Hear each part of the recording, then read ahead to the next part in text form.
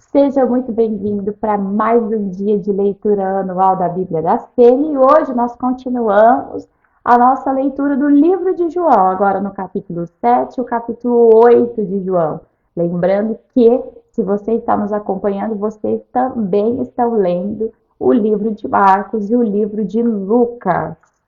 Gente, o capítulo 7, Jesus prolonga aquela conversa, uma conversa onde ele vai se expor e mostrar que ele é o Senhor mesmo, e acontece aí uma festa em Cafarnaum, e os irmãos de Jesus, eles dizem, vai lá se expor, se o Senhor é o Messias mesmo, né? E Jesus fala, não chegou a minha hora.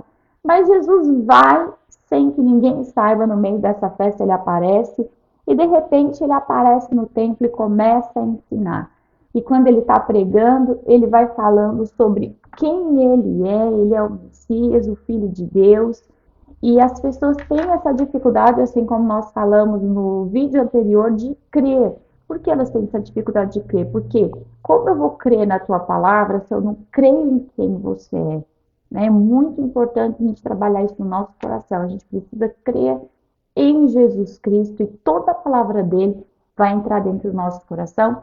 Ele fala sobre o pão da vida e ele também fala sobre a luz e a fonte de vida, porque ele é de fato tudo isso na nossa vida. Ele é alimento, ele é sustento, ele é um sustento que vem de todas as formas que nós podemos imaginar. E quando nós vivenciamos a vontade dele na nossa vida, nós nos sustentamos com um tipo de alimento que o mundo não pode nos roubar.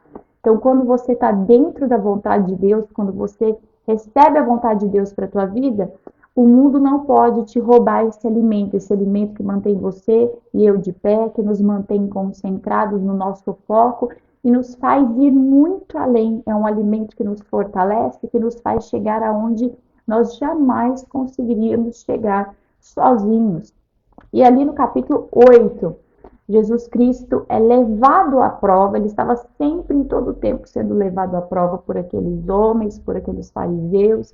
E onde Jesus ia, sempre tinha alguém tentando prová-lo para tentar capturá-lo. E o que eu gosto muito desses textos é que eles deixam bem claro, não puderam pegá-lo porque não tinha chegado o seu tempo. Né? As coisas elas só acontecem dentro do tempo de Deus.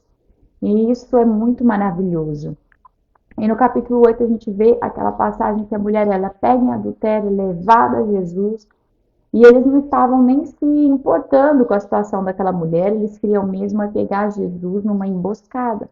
E como sempre, Jesus estava tão cheio da presença do Espírito Santo, que ele sempre sabia o que ele tinha que fazer e ele era muito, muito, muito sábio pelo Espírito nas suas ações.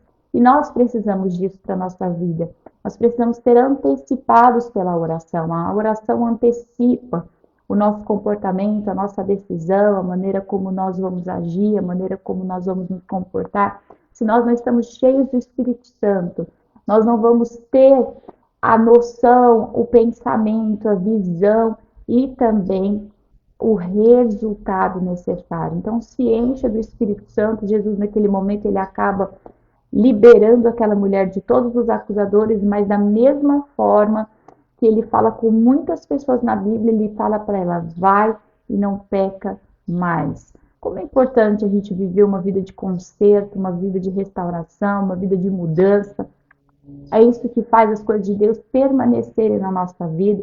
Tem muita gente que não consegue viver a permanência dos milagres de Deus, a permanência da presença de Deus. Por quê?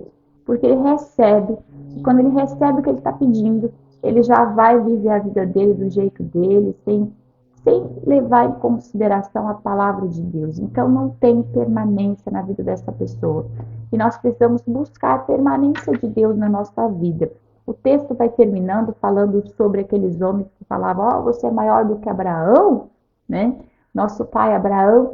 E Jesus, ele deixa bem claro, ele fala, se vocês fossem como Abraão, se vocês de fato fossem descendência de Abraão, vocês creriam em mim. Eu acho muito bonito o versículo 56 que diz assim, seu pai Abraão exultou com a expectativa da minha vinda. Ele a viu e a alegrou. Jesus Cristo era muito ousado. Ele não tinha medo de se expor como Filho de Deus, como Deus aqui na terra. E que nós sejamos dessa maneira. Que nós não tenhamos medo que nós não venhamos cobrir a nossa vida com esse véu que impede o brilho da glória de Deus e que acaba impedindo até que as pessoas aceitem a Jesus Cristo, mas que nós venhamos a ser como Jesus, livres para manifestar a verdade da palavra de Deus. Hoje a gente termina o estudo do capítulo 8 e 9. E eu aguardo você amanhã no nosso estudo dos próximos capítulos de João. Que Deus te abençoe.